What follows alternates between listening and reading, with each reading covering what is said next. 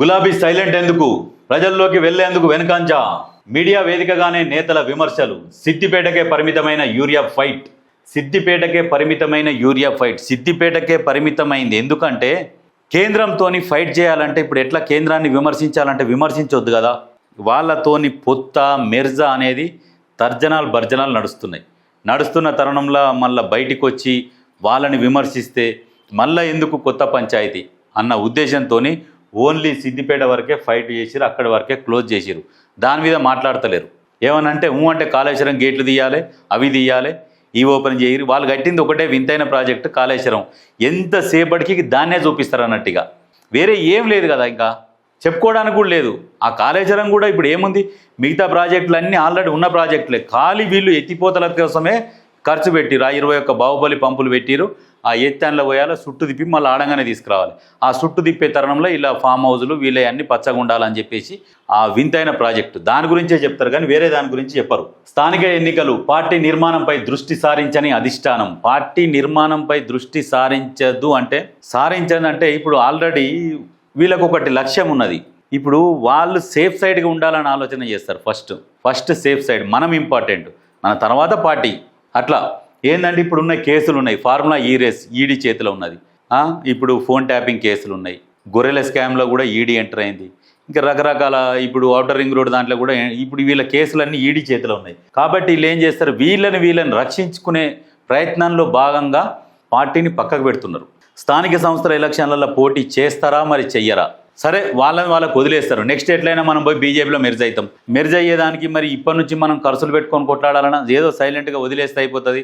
మరి ఏదో గ్రామ సభలలో ఇక మీటింగులు పోటీ చేస్తున్న అభ్యర్థుల కోసం ఒకసారి బస్సు యాత్రనో ఒకసారి రోడ్ షోనో చేస్తే అయిపోతుంది అన్న ఆలోచనలో ఉన్నారా తెలియదు. కానీ ఖచ్చితంగా మాత్రం బీఆర్ఎస్ పార్టీ గులాబీ జెండా అనేది కనపడదు. ఆ గులాబీ జెండాని మరి వీళ్ళు రాజకీయంగా మరి కవితకి ఏమన్నా అప్పచెప్పే ఆలోచనలు ఉన్నారా? ఇక్కడ బంద్ చేసి మరి కవితని అక్కడ మీరు స్టార్ట్ చేసుకోరమ్మా, మీకెందుకు ఇక్కడ క్లోజ్ చేద్దాం, అక్కడ నువ్వు సొంతంగా స్టార్ట్ చేసుకో, నేనంటే ఇక్కడ రాజకీయంగా నేను క్లోజ్ చేసుకుంటున్నా అని మరి కవితకి ఏమన్నా ఆదేశాలు ఉన్నాయో కూడా తెలియదు. కానీ ఖచ్చితంగా మాత్రం బీఆర్ఎస్ మాత్రం కార్యకర్తలు నమ్ముతలేరు. ఇప్పుడు ఏమన్నది, లోకల్ క్యాడర్లో అసంతృప్తి. ఇప్పుడు వాళ్ళు కూడా కార్యకర్తలు కూడా తర్జన భర్జన అవుతున్నారు. ఏంది వీళ్ళు ఏం ముందలి స్టెప్ వేస్తలేరు, ఏం మాట్లాడతలేరు. కేటీఆర్ మాట్లాడుతుంటాడు, ఏదో వస్తాడు, ఏదో వరుతాడు, ఏదో దొరికిపోతున్నాడు. ఏంటంటే కేటీఆర్ మాట్లాడుతున్నాడు, ఇజ్జత్ పోగొట్టుకుంటున్నాడు. ఆ క్యాడర్లో ఏంటంటే అరే అమ్మ ఏంది మన నాయకుడికి ఇటువంటి పరిస్థితి అని చెప్పేసి మరి సరే హరీష్ రావుకు అప్పచెప్దామంటే ఆయన ఒప్పుకోడు, కేటీఆర్ ఒప్పుకోడు. కాబట్టి ఇక ఈ క్యాడర్ కూడా ఏం చేస్తారంటే మెల్లమెల్లగా కవిత సైడ్ వెళ్ళిపోతున్నారు. మీరు కూడా ఒకసారి ఆలోచించుర్రి.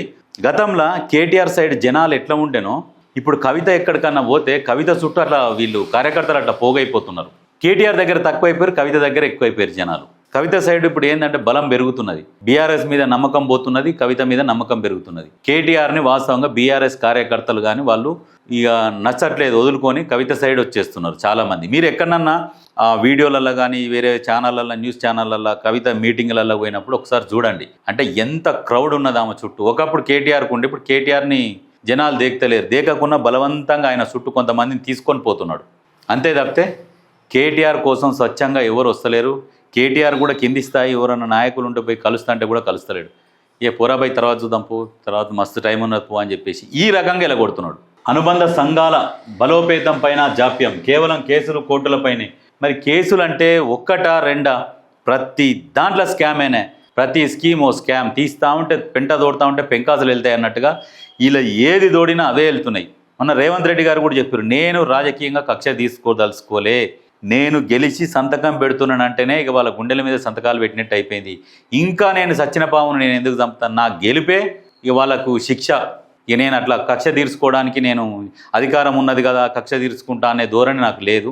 ప్రజలకు ఏం చేయాలన్న ఆలోచనతో నేను ఉన్నా అని చెప్పేసి ఆయన కూడా అన్నాడు. మేము కూడా కేసుల మీద కూడా కేసులు పెట్టి వాళ్ళని లోపలేయాలన్న ఆలోచన నాకు కూడా లేదు. అట్లా ఉంటే నేను అదే పని మీద ఉంటే, ఆ పని మీద ఉంటే ప్రజలకు నేను న్యాయం చేయలేకపోతా అన్న ఉద్దేశంతో ఇప్పుడు నేను అవి పక్కకు పెట్టిన, ప్రజలకు ఏం చేయాలన్న దాని మీదనే నా ఫోకస్. ఎన్నికల వేళ ఇంత నిర్లక్ష్యం అంటే అంతే ఉంటుంది, తప్పదు కదా ఇక.